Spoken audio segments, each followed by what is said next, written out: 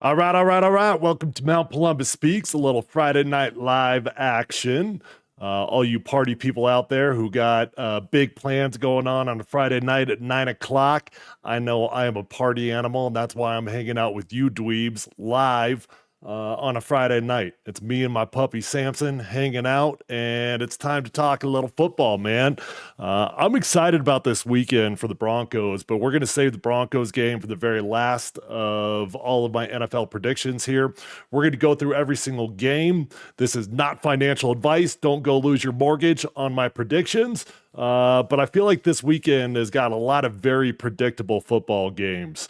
You know, there's not a lot of great games going on. There's a couple interesting ones, but for the most part, no real competitive games, no real like good on good teams.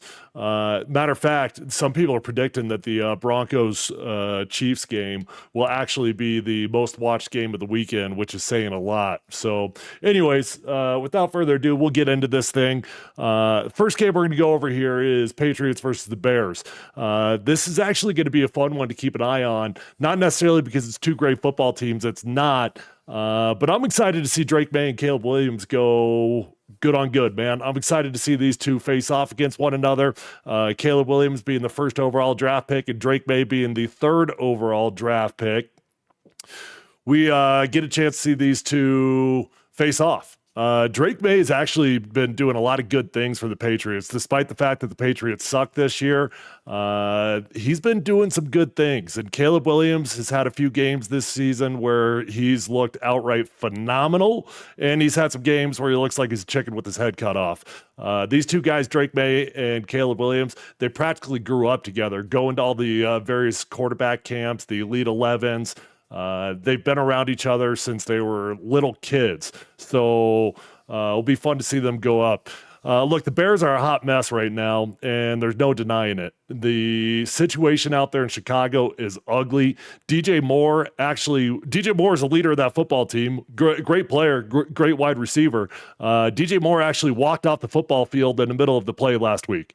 That is how messed up things are. He said that Matt Eberflus had lost the locker room, but I'm more worried about DJ Moore's relationship with his quarterback than I would be with the head coach, because that's one of the most disrespectful things I've ever seen. And quite frankly, if I was running the charge out there in Chicago, sayonara, bye-bye. You don't get to walk off a football field. I don't care how talented you are. You got to get rid of that type of cancer in the locker room. You cannot have that nonsense going on. Chicago is favored by 6.5 in this game, but that's only because the Patriots have only won 2 football games and the Patriots suck. Okay, give me the Bears. Give me the Bears in this game. Moving on. We've got the Bills and the Colts. You guys like my fancy graphics going on over here? I got a nice little slideshow going on for you because I'm prepared and I'm cool like that. The Bills and the Colts, this one could be semi-interesting. Josh Allen has only thrown 2 interceptions this year, and he is playing at an MVP level. He's not going to win MVP because what Lamar Jackson is doing is so outrageous, and if it doesn't go to Lamar Jackson, it probably would go to Jaden Daniels at this point of the season. But Josh Allen's playing really, really good football, and the Bills might be without Amari Cooper and Keon Coleman, so that could affect things for the Bills. And Josh Allen is going to be without a couple of his top targets there in the wide receiver room. Look, the Colts are really bad at stopping the run, like the worst in the NFL at trying to stop the run. So it's a good game for Buffalo to try to run the football without 2 of their top targets in the wide receiver room. The Colts might be bad this year, but they are keeping things close. All 9 of their games have been decided by 1 score or less. They're very, very competitive. They're a hot mess also. There's a bunch of teams in the NFL. There are more bad football teams in the NFL this year than there's ever been before. Ever. I mean, you basically got a third of the NFL with 3 wins or less. That's crazy at the halfway point of the season to have 10-ish teams with 3 wins or less. A lot of bad football, and the Colts certainly would fit into that category based off the hot mess they've got going on with Anthony Richardson. I don't know this for a fact, but Anthony Richardson, when he got benched, he'd only played in, I think it was 10 football games. Maybe 11, something like that. He played in 10 football games. That's got to be the fastest a top 5 pick has ever been benched in the NFL. ever. Even Bryce Young got 20 starts before he got benched. Bryce Young's back in the saddle out there in Carolina. But Anthony Richardson is a talented football player, man. But he tapped out. He literally tapped out. It was the craziest thing I've ever seen in my life. A quarterback tapped out. Wide receivers tap out. Running backs tap out. Specialists tap out because they get tired.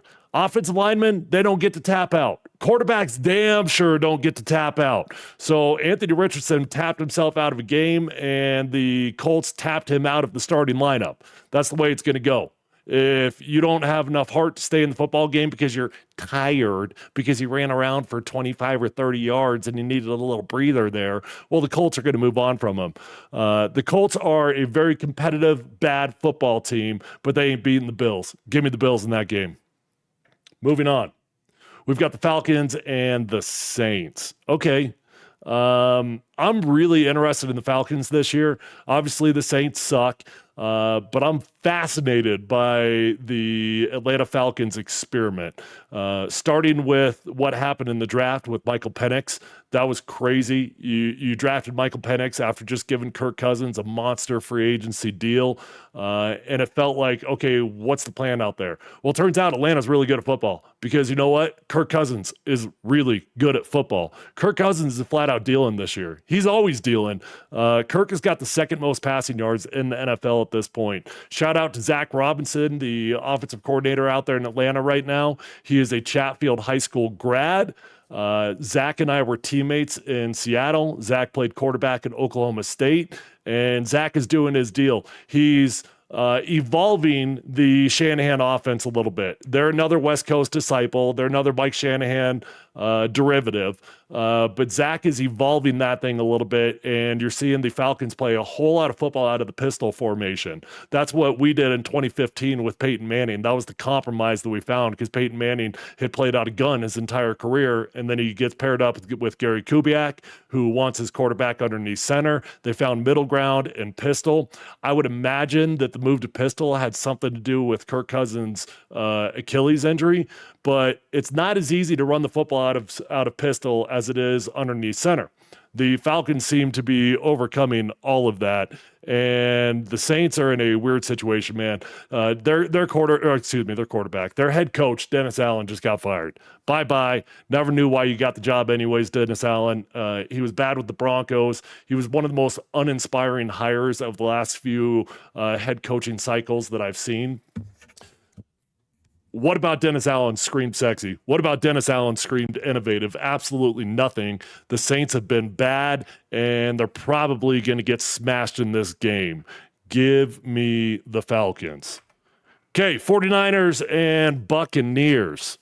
This one could get intriguing, okay? In a weekend of uninspiring matchups, this is actually low-key a really good football game and a really interesting football game to keep your eyes on. The NFC West is weird this year. It's terrible. Basically, every team in the NFC West has got a 4-4, 4-5 record. They're all hovering about that 500 mark. So the NFC West is going to be anybody's ball game. And I would imagine that the 49ers are going to run away with this thing. Look, the 49ers are going to start getting healthy here, and it starts with getting Christian McCaffrey back. Christian is back in this game, and although the 49ers are 4-4 going up against 4-5 Buccaneers team that really is pretty good, despite the fact the Denver Broncos beat them, I expect the 49ers to go away with this thing. Look, I've been all chalk so far, and this one is a chalk pick as well because the 49ers are favored by 6 points in this game.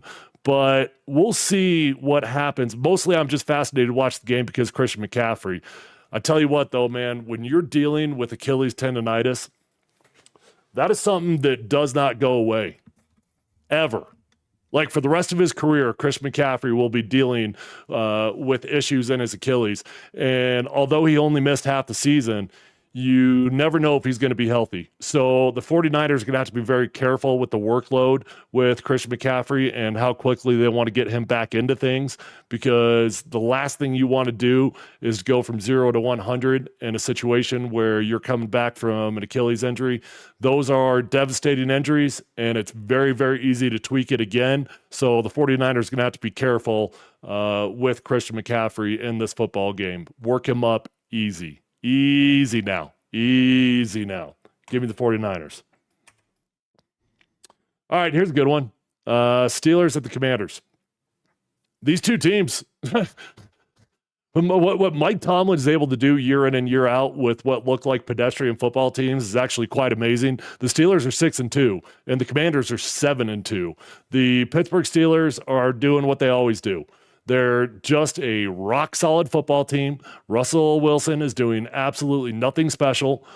He's just managing the game. He's only taken like 7 shots down the field of plus 20-yard throws since he's taken over the helm out there in Pittsburgh. So Pittsburgh is barely even trying to push the ball down the field, but they're winning ball games the Pittsburgh Steelers way with great defense and ball control. They eat up the clock. The Manders over there in Washington, the Commanders are the surprise of the season now. Nobody saw this coming with the Washington Commanders. I love Dan Quinn. Dan Quinn is my guy. I would literally run through a wall for Dan Quinn. I would do anything for that man. He is one of the finest human beings I've ever met in my life, yet alone a fantastic football coach to go with that. I desperately wanted the Broncos to hire Dan Quinn when they hired Nathaniel Hackett. How Nathaniel Hackett got that job over Dan Quinn, Lord knows. But Dan Quinn is a great football coach, and he's a great man, and he's got that team rolling in large part because they got it right with the quarterback. Look, Jaden Daniels is dealing, dude. Jaden Daniels is phenomenal. He's special. He is doing things that this league has not seen from a rookie maybe ever. This might be one of the best rookie performances I've seen in my lifetime. I know there's been some really good ones, so don't come at me with all the statistical years that have been better than Jaden Daniels. I'm just saying, in my lifetime, this might be the best rookie performance I've seen and the most believable. Sometimes you see rookie performances that you're like, all right, by the time that gets to year 2, they're going to figure it out. I don't know what there is to figure out with Jaden Daniels.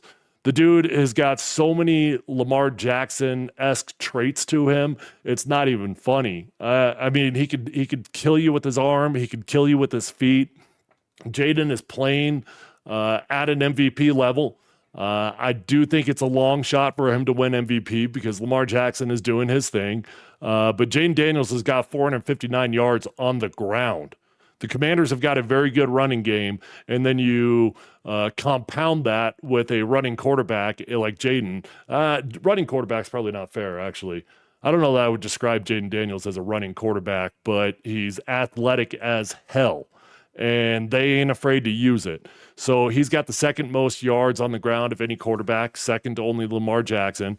But maybe the most impressive thing that the Commanders have got going on right now is that they've gone 4 straight games without a turnover. And that's how Pittsburgh wins football games. Pittsburgh wins football games by ball control, field position, and waiting for the other team to do something stupid. If the Commanders cannot do anything stupid, I do expect the Commanders to walk away with a win in this game, but I would not be surprised at all if Pittsburgh wins this thing. I'm picking the Commanders in this game, but this would be the first game that I'm looking at it like, this thing could really go either direction. The rest of these games feel like they're gimmies, like for sure's. Nothing's ever for sure. Any given Sunday, I got it. But this Steelers-Commanders game could go either direction for sure. That being said, give me the Manders. All right, moving on. We have got the Minnesota Vikings at the Jacksonville Jaguars. Kevin O'Connell should flat out be in the running for Coach of the Year. What he is doing this year with Sam Darnold is outrageous. The Vikings made a very risky decision in letting Kirk Cousins walk. Obviously, they drafted JJ, but that didn't work out this year. He's not playing.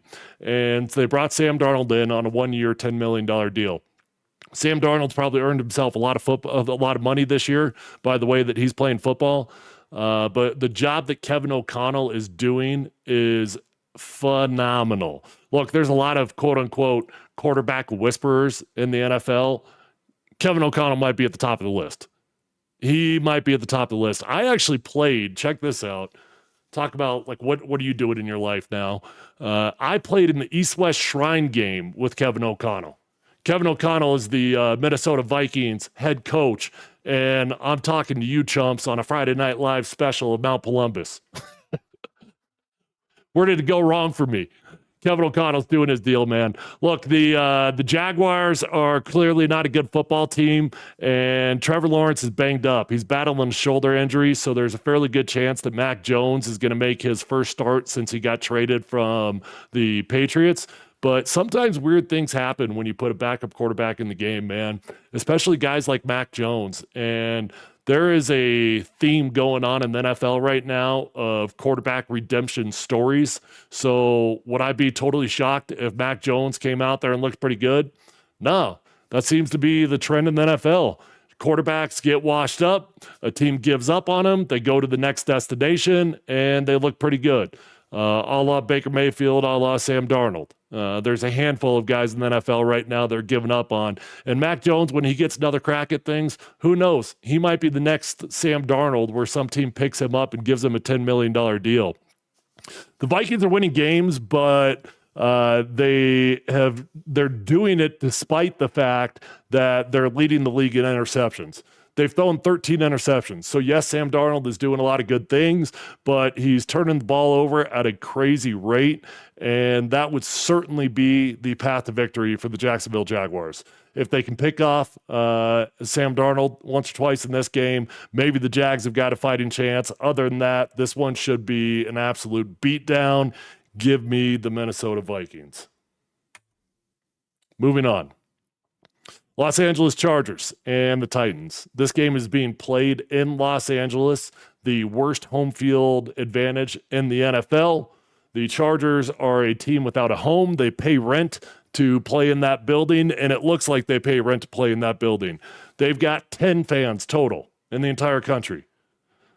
Absolutely no home field advantage, but the Titans are terrible at football. The Titans are 2-6. Both teams run the hell out of the football, okay? Both head coaches, both offensive coordinators, their goal is to run the ball, eat up the clock, and control time of possession. In theory, this should be a very fast football game. And Will Levis, I believe, will be making his return to action in this game. So that might be a little bit of a spark for the Titans. I've been all chalk so far in all of my picks. This has been about the least exciting NFL prediction you've ever seen. And the Chargers, despite the fact that they didn't throw the ball at all when the season began, matter of fact, when they played the Broncos, Justin Herbert had yet to throw for 200 yards. But Justin Herbert has been unleashed, and he has been dicing up defenses in the last 4 weeks in particular. The Titans do have a hell of a pass rush, though. So that might neutralize Justin Herbert a little bit and might be just all the more reason why Harbaugh is going to want to try to run the football well. For the mere fact that I've been straight chalk, give me the Titans in a game that I have absolutely zero strategic advantage for the Tennessee Titans in. I can't find one, but I've been straight chalk, so there's going to be some upset this week. Give me the Tennessee Titans just so I can say that I didn't go straight chalk. Eagles and the Cowboys.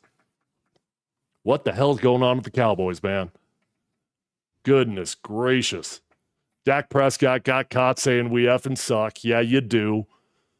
Mike McCarthy has felt like he's been on the hot seat since the second he got there in Dallas, and he getting fired. Oh, yeah, he getting fired. Jerry Jones has made it clear that he's not interested in a midseason firing, but those are usually famous last words. But this game could get interesting. Look, this is just one of those traditional rivalry games. On paper, when you read Eagles at Cowboys, this looks like it should be one of the best matchups of the weekend. But it's probably not going to be one of the best matchups of the weekend because the Cowboys absolutely suck. Nick Sirianni got himself in trouble this week. I don't know if you guys saw it, but at Nick Sirianni's presser, Was that today or yesterday? One of those 2 days, either yesterday or today. Nick Sirianni was talking about Jalen Hurts. Jalen Hurts had been out of practice this week, and he'd been listed on the injury report as a rest day. Well, in his presser today, Nick Sirianni, when he was talking about Jalen Hurts, he said that Jalen Hurts has got an ankle injury. The press says, whoa, hold on. He's got an ankle injury? And Nick Sirianni's like, oh, yeah, he's got an ankle. The press guy, the PR guy for the Eagles is like, no, Nick, don't say that. Don't say that. He does not have an ankle injury. He's out for rest. Sirianni very quickly gets uncomfortable. He's like, oh, no, actually, I meant to say Jalen Hurts he was out for rest. Forgive me. I thought you guys were talking about something else. He got confused about his starting quarterback, apparently. The NFL will definitely investigate that. There probably will not be a fine because these things are so easy to fudge. But the Eagles were outright lying on the injury report by listing Jalen Hurts as being out for rest days. He definitely has got an ankle injury. I do not think that Nick Sirianni got confused. The only thing he got confused by was what he was listed at on the injury report. So, if Jalen Hurts is banged up with an ankle injury, perhaps this game gets a little bit more interesting. Other than that, the Eagles are going to smash the Dallas Cowboys. Jets at the Cardinals. The New York Jets are the only 3-6 football team that is delusional enough to still think that they are contenders. Yeah, they still think they're in this thing. RELAX, relax. Did I spell that right? I'm not very good at English. Aaron Rodgers is pulling the old RELAX routine again, saying relax. New York Jets are still figuring things out. They're jiving. They got Devontae Adams now. Maybe if New York goes out and gets 2 or 3 more of Aaron Rodgers' best friends, maybe then they might become contenders. As of now, the Jets have been a hot mess. That being said, I think Kyler Murray's a fraud. Kyler Murray is playing the best football of his career. I've always been a Kyler Murray hater. From day one, when Kyler Murray came in as a rookie and he was lighting the league on fire, I was sitting there saying, nah, this dude ain't got it. He does not have the skill sets that are required to win championships in this league. First off, he's 4 feet tall, and it's hard to get around that. Second off, when you can't win from the pocket on third down, it is very hard to win NFL football games. And third off, they had to put a homework clause in his contract. They had to put a requirement in there for him to watch film. They took that thing out. I know it's old news, but I'm not a Kyler Murray believer. And I'm kind of waiting for Kyler Murray to do something stupid and to blow up that Arizona Cardinals season. Look, maybe I'm wrong. Maybe Kyler Murray will finish out the year playing great football. History would tell you that he's going to blow up at some point, and I got a weird feeling it's going to start this weekend against the New York Jets. Look, the Jets might be a hot mess, but they are dangerous. Aaron Rodgers can still play football now, and they've got a lot of weapons on that offense. I don't think the Jets are going to be contenders. I don't think they're going to be making any noise when the year is all said and done. But they're going to surprise a couple teams before this season is all said and done. I got the Jets winning a close game, maybe like a 20-19, like a really close game where Aaron Rodgers drives the length of the field, kicks a field goal, wins the game, something like that. But I do have the Jets upsetting. I think it's an upset. I don't know. Upsetting the Cardinals. What's the Cardinals record? Cardinals are like 4-4, right? Jets are 3-6. Cardinals got to be favored in that game, right? See, I got 2 games. I got 2 upsets. Lions at the Texans. This should be pretty good now. I'm pretty excited to watch this game. There's not a lot of great football games going on, but this is a good one. Okay, the Lions are the best team in the NFL. Not the Baltimore Ravens. The Detroit Lions are the best team in the NFL. If they don't win a Super Bowl this year, I will be shocked. They've got absolutely everything. The Detroit Lions have got the best offense in the NFL, the most exciting offense in the NFL, the Detroit Lions. Pretty crazy. What world are we living in? It's 2024. At no point in my life did I ever think I would see a Detroit Lions team with the best offense in the NFL. This is the second best game of the weekend, not the best game of the weekend. The Lions do get Jameson Williams back after he has served his 2-game suspension for PEDs. performance-enhancing drugs. He tested positive. Don't know what it was for. But the Lions have been A-OK without him. The Lions are all in, though, man. They're the best team in the NFL, and they've been making moves. They made moves at the trade deadline. They're going all in. This is the year that the Lions need to win a championship. Give me the Lions in what should be a pretty damn fun game to watch. Los Angeles Rams versus the Miami Dolphins. This game is being played in Los Angeles. Wait, did I mess up? Did I say the Chargers game was being played there? If I did, I messed that up because we clearly aren't having two games in Los Angeles right now. But the Dolphins are playing at the Rams. The Dolphins are 2-6 and the Rams are 4-4. On paper, this game should suck. But I'm actually kind of excited about it. Like a couple weeks ago when the Rams were at the bottom of the barrel in NFL standings, I was telling everybody, watch out now. The Rams have got a good defense. And Matt Stafford is always a sleeping giant of a quarterback. Matt Stafford has been dealing for the last few games. Matter of fact, the Rams have actually got the most passing yards per game in the NFL. But the Rams are not winning games. They haven't won a ton of them, but the games that they have won, the Rams are not winning games in their traditional manner with a high-powered offense. The Los Angeles Rams are winning games because they've got a great defense. The Rams are going to be one of those teams that you kind of hope don't sneak into the playoffs because if they do, you don't want to face them. They're not a very good football team, but they've got a great coach, they've got a great quarterback, and they've got a great defense. So the NFC West is up for grabs. Every single team has got a 500 record. I think the 49ers are going to walk away with the NFC West if they get healthy enough. But if it's not going to be the 49ers, it will be the Los Angeles Rams. Tua's back, and I know that the majority of the NFL fans don't want to ever see Tua Tagovailoa ever get hit again, and a lot of people didn't ever want him to play football. I'm probably in that category that if I was his friends and family, I'd be like, hey, dude, you got a long life to live, man. You got a long life to live. You want to think this thing through? But it's his life, man, and at no point did I think Tua was going to retire. Of course he wasn't going to retire. Look, as football players, we all think we're invincible. It's not going to be us. My buddy might get CTE, but it's not going to be me, right?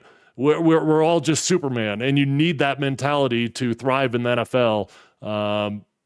We're all crossing our fingers, hoping and praying that Tua doesn't get banged up again. But as bad as the Dolphins had been, and they've only won 2 football games, they are playing way better since Tua got back. They're playing much, much better football since Tua Tagovailoa got back. I don't think it's going to be good enough to beat the Rams. I know I'm talking a long time about what should be a pretty low priority in terms of games you want to watch this weekend in the NFL. But I'm interested in it because I love Mike McDaniel and I love Sean McVay. They're 2 of my close personal friends. So anytime I see them out there playing, I'm going to be paying close attention. All right. I skipped over the... Oh, I don't have the graphic. All right, whatever. I will now make the slideshow go away. I skipped over the Denver Broncos and the Baltimore Ravens.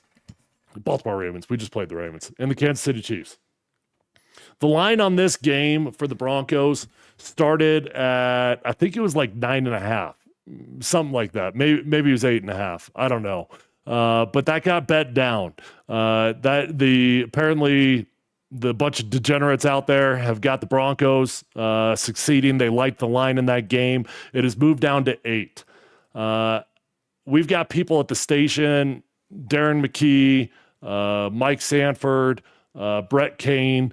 They have all predicted that the Broncos are going to actually beat the Kansas City Chiefs this weekend. Look, it's a weird year for the Chiefs. I admit it, for sure. Patrick Mahomes has been throwing a lot of interceptions. The Chiefs' offense has not been great, but you know what they got? The Kansas City Chiefs have got the 5th best defense in the NFL. Because of the letdown out there in Baltimore last week with the Broncos defense, the Broncos used to be the number 1 ranked defense in the NFL. Now the Broncos defense is ranked 1 spot below the Kansas City Chiefs. And me personally, this Kansas City Chiefs team actually terrifies me because if they're winning ball games, they're undefeated, man. Everybody talks about this Chiefs team like they're not undefeated. They're undefeated. They've not lost a football game. And they're winning games while it feels like they're sleepwalking. But they've got a great defense. And if you believe that Patrick Mahomes is the best quarterback in the NFL, then at some point he's probably going to play like the best quarterback in the NFL. I don't think this is a great matchup for the Broncos, although if you could just keep it tight, you'll have a fighting chance, because unlike the Baltimore Ravens, this Chiefs offense is not dynamic, not like it used to be. I know I literally just said I expected to wake up at some point, but the evidence would tell you that the Kansas City Chiefs do not have a very dynamic offense this year. What we got here? What's up, Tyler? Do you think the Broncos can move the ball on Sunday at all? Fellow Bruin and Buffalo. What's up, Austin? Go Creek.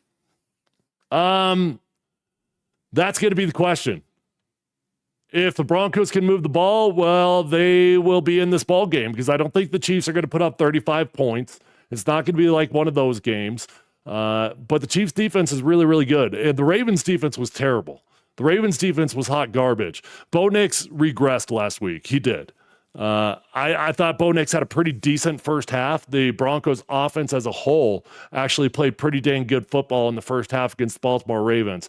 Now, Bo regressed, but it wasn't all on him. His wide receivers let him down, and his offensive line let him down.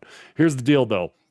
In the second half, the offensive line got beat a handful of times in a row, okay? And after that point, Bo Nix did not trust his offensive line the rest of the game.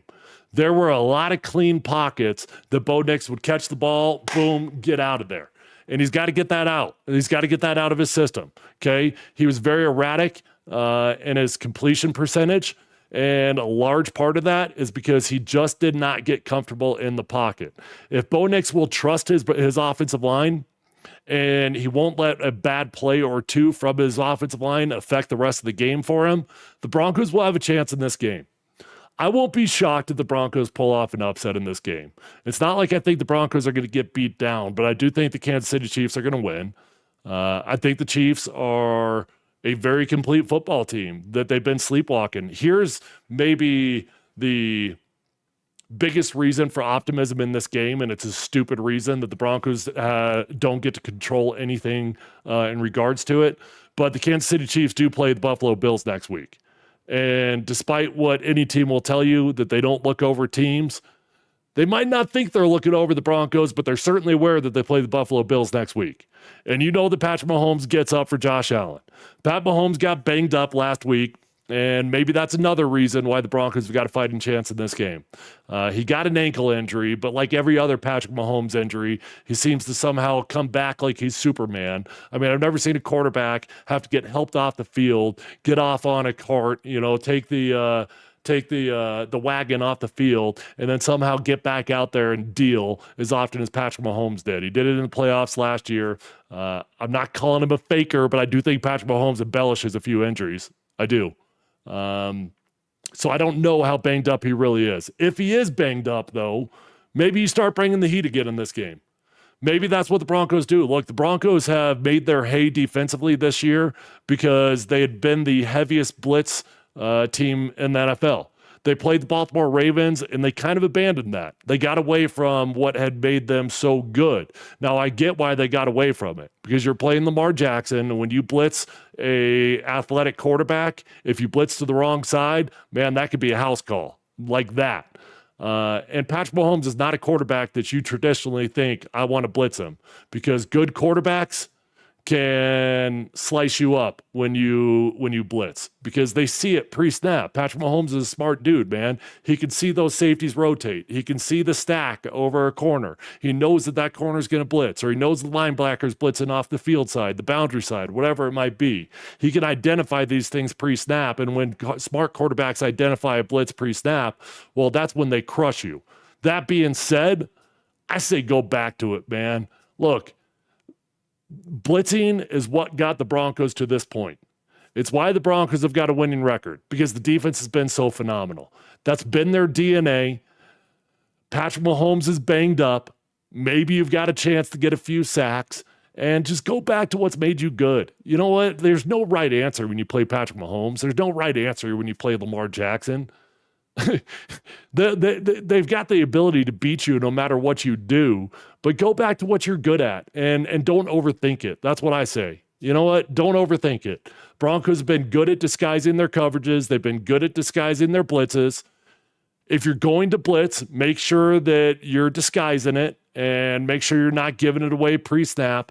But go back to it, man. Get aggressive. Come after Patrick Mahomes. Hopefully you can get a few big hits on him. I'm not saying do anything dirty, but remind him he's got an ankle injury, and not by doing anything dirty, but every time you hit him, he'll feel that ankle injury. And you're probably your best chance of making him feel that ankle injury is probably by blitzing. It's what's made you so good. So go back to it, man. You abandoned it against the Baltimore Ravens. Come back to it. I don't think the Broncos win this game, but I don't think it's going to be a blowout. If the Broncos can win this game, lock it up. They're going to the playoffs. If they don't win this game, it's not a sure thing, okay? There's a very clear path to the playoffs, even if the Broncos lose this game. But you can't discount what losing a couple games in a row will do for a fragile young football team. Mentally, that's not a good place to be. And then next week, you've got the Falcons. That is next week, right? I think so. You've got the Falcons. That's a good football team, right? So you could drop 3 games in a row here if you lose this one. But if you find a way to beat the Kansas City Chiefs, lock it up. The Broncos are going to the playoffs. You got to win a game or two that is going to surprise folks, because all the games that the Broncos should win, and believe me, there's still a handful of games left on that schedule that the Broncos should win. The schedule gods seriously favored the Denver Broncos this year. They played a lot of bad football teams. All the teams the Broncos have beat have got a losing record. All the teams the Broncos have lost to are in the playoff hunt. But I mentioned earlier in this stream that there's more bad football teams in the NFL than there's ever been before this season. And still on the schedule, even if you lose to the Chiefs, you still got the Raiders, you still got the Browns, you still got the Colts, you still got the Chargers. Now, the Chargers aren't necessarily a bad football team, but they're certainly a team that you could beat. And then if you get lucky, maybe the Chiefs have got the number 1 seed locked up and you play the Chiefs again in week 17. Maybe they don't even play their starters. So you've got the Raiders. You should win that one. You got the Browns. You should win that one. You got the Colts. You should win that one. And you really need to split against the Chargers. So let's count this next Chargers game as a victory, right? So there's 4 wins for you. You got to find a 5th, though. So that's why it's important that you beat the Kansas City Chiefs, because if you don't beat the Chiefs, now you got to find a victory against the Falcons, or you got to find a victory against the Bengals, or you got to find a victory against the Chiefs in week 17. Those are all very good football teams that you're very capable of losing to all 3 of them. This is a big game, man. You can't just write this game off against the Chiefs and think, we'll make up for it down the road. No, things get tight. Even though there's a lot of bad football teams left on the schedule, are the Broncos good enough to win every single game that you expect them to win? They're not in that category yet. So they'll probably have a brain fart in one of those games that we expect them to win. That's why it's really, really important. You got to find a way to win against the Chiefs. Mike Shanahan used to tell us you got to win at home and you got to split on the road if you want to be a playoff team. And it's a pretty simple path to victory. Path to the playoffs, I should say. Sorry. So the Broncos need to find another couple games to win on the road. This would certainly be a great one. I don't love the 11 a.m. starts. Obviously, the Broncos are used to it because they've been playing the Chiefs forever, and they're accustomed to doing that early start time. That's just what you do when you go to Kansas City. But I'll tell you from my experience, I always thought it was harder to play those 11 a.m. starts in Kansas City than it was to play on the East Coast. Everybody makes a huge deal out of playing those East Coast games. Those 11 a.m. starts, they're weird, man. You wake up, you're in a routine, just from like the things that you eat, even your pregame meal. You're having breakfast for your pregame meal rather than lunch. I know it seems like a dumb thing, but now all of a sudden you're eating mac and cheese in the morning for breakfast. It's just small things. It gets you out of your routine. They're tough games to play. But you got to win it. The field should be pretty crappy out there in Kansas City this weekend. There's a college football game being played. The University of Kansas is playing their home games at the Chiefs Stadium this year because their stadium's getting renovated. And the Jayhawks play on Saturday in very rainy, bad conditions. So come Sunday, even though the weather should be okay in Kansas City on Sunday, that field's going to be banged up. Maybe that plays into the Broncos' advantage. Obviously, the Chiefs have got a ton of weapons, but bad field conditions generally favor the underdog. So there's a lot of reasons why the Broncos could keep this thing tight. All right. Those are my predictions for week 10 in the NFL. You guys enjoy the rest of your Friday night, and I will be back with you guys hopefully on Sunday doing a lot.